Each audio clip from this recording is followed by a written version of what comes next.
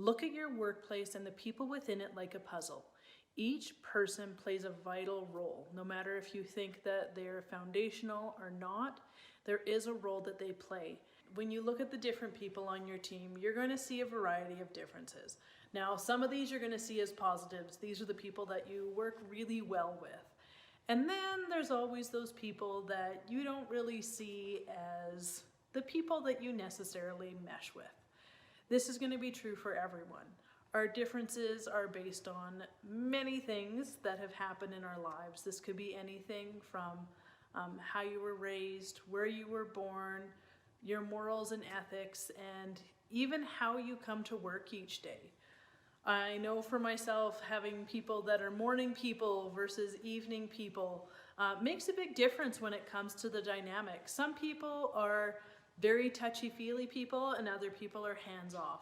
All of this contributes to the type of workplace that you have. So today we're going to be going through and looking at how to take these differences and turn them into positives. So the first thing to do is shifting your perspective. So those people that I was talking about that are those difficult people, we're going to switch the way that you're thinking about them and start looking at those positive qualities that they bring.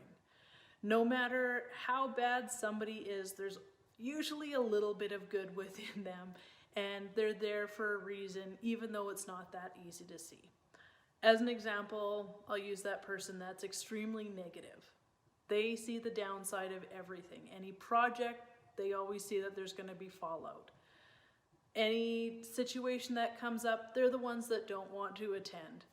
So look at those people, and when you have too many optimists on a team, you're gonna miss some of the problems. This is where you can really leverage those people. Take them and ask them, what do you see could go wrong? Now, from there, you're gonna have to scale it back. So they might be 10 steps ahead and there's gonna be a catastrophic meltdown and everything's gonna go wrong.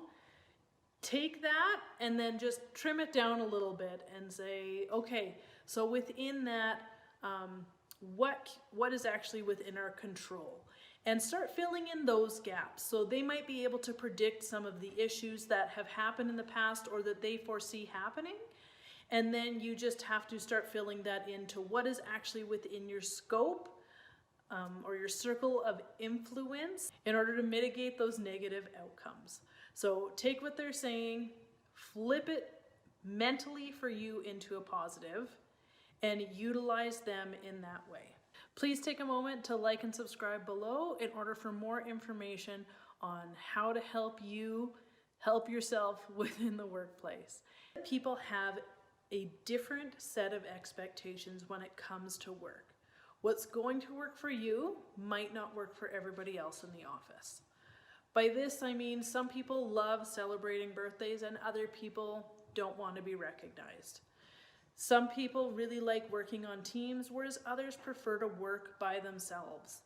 Look into that and see what benefits does that bring and what areas do you maybe need to pull them into a little bit more. Find out why they prefer working alone or why they like working on a team.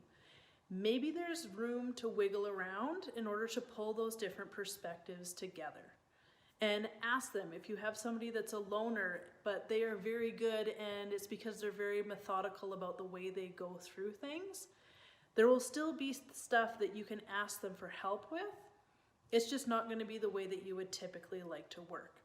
And vice versa. If you have a project that you are trying to get through, but you are very much somebody that likes to work independently, and you have a group of cheerleaders in your office, by taking the time to sit down with them and get out of your comfort zone a little bit, they will be able to take that project and run with it and get the excitement built up that you may need without you having to do a lot of work. So utilize those differences in order to help propel you forward.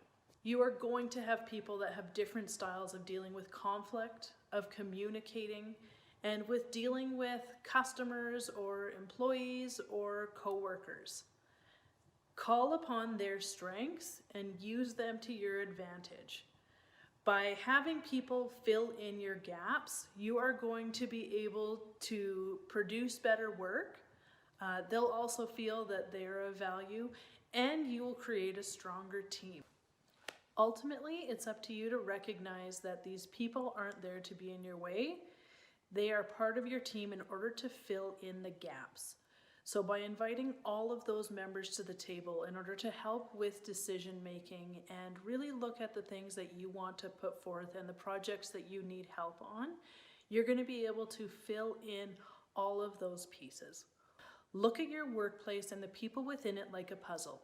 Each person plays a vital role. No matter if you think that they're foundational or not, there is a role that they play. And without having that person, you're going to be missing something. You're going to be missing some element that you need in order to do stuff to the best of your abilities, be as productive as possible, and answer those questions that you can't on your own.